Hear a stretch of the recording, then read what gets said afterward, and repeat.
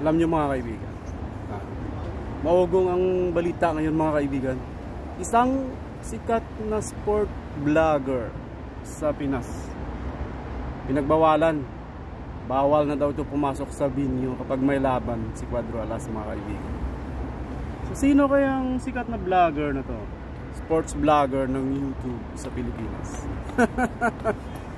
Malamang sa malamang ginatungan ng kampo ni Cuadro Alas para ipagbawalan tong vlogger na. Siguradong naasar itong isang sikat na vlogger din sa vlogger na to, kaya siguro ginatungan yung kampo ni Cuadro Alas. Sabi nako, balimbing yan, baser mo yan,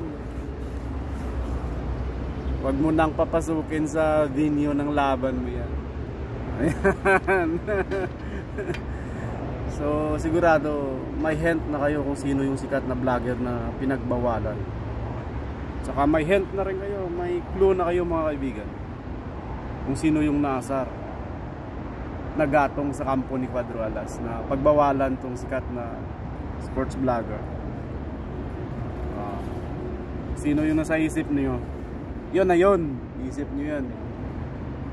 Pero tatanungin ko kung totoo, kasi pwede ko namang i-direct message yung vlogger na yan.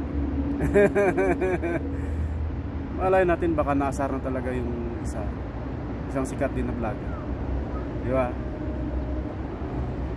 Pag yun ang gumatong, talagang mag-aapo yun. Sige na, bahala kayo sa buhay niyo.